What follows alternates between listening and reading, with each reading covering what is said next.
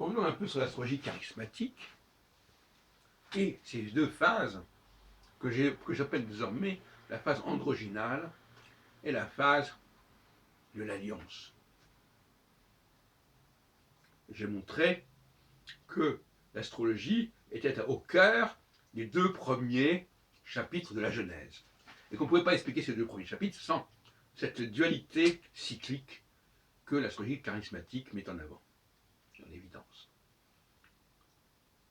Il y a un temps, et je parle des leaders, des maîtres, parce que c'est pour cela que l'astrologie existe. Ils sont les vecteurs de la seconde création. Ils sont les porteurs de cette seconde création, c'est pas tout le monde. Il faut toujours qu'il y ait un centre, il faut toujours qu'il y ait un chef.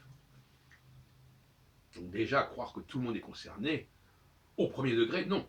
Au deuxième degré, au troisième degré, peut-être, par ruissellement. Mais ceux qui dépendent directement du cours des astres, c'est une toute petite élite. Et alors, cette élite, elle va passer par deux temps, successivement et alternativement. Un temps androgynal, où ce sont les autres qui vont dépendre du leader, et un temps de l'alliance, où le leader, quelque part, va être en dépendance, va être intégré dans un ensemble dont il ne sera plus le maître. Et à un moment donné, il va devoir sortir de cette situation et il va redémarrer une processus androgynal, et ainsi de suite, et ainsi de suite. Et donc, actuellement, je suis en train, petit à petit, d'élaborer un mode de consultation astrologique pour les leaders, de coaching astrologique, qui va être probablement au point en début de l'année 2020. Et à ce moment-là, nous aurons un outil très utile pour comprendre le cours des choses. Puisque si on comprend les leaders, on comprend l'histoire du monde et le cours des choses. Ce sont eux qui ont la clé. Et eux-mêmes ne connaissent pas véritablement les lois qui les régissent, qui les sous-tendent. Ils les vivent certainement, mais ils ne les connaissent pas. Et donc, ils avancent un peu à l'aveuglette. En ce qui est l'aveuglette, l'astrologie, on n'avance plus à l'aveuglette. Vous savez que j'ai un procès contre les aveugles.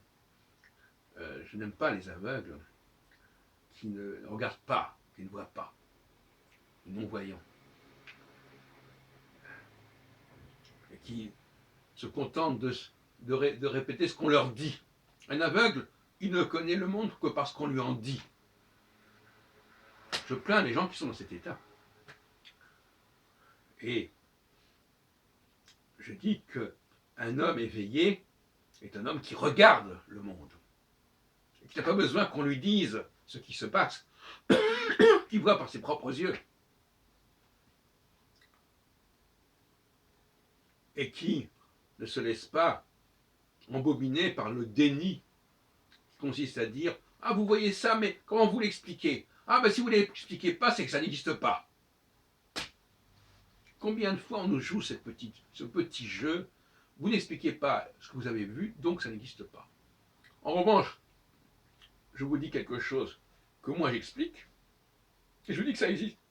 Et non, ça n'existe pas. Ça n'existe pas. Je ne le vois pas. Je préfère voir des choses que je ne comprends pas que de comprendre des choses que je ne vois pas. Je suis désolé, c'est comme ça, je suis un peu comme ça.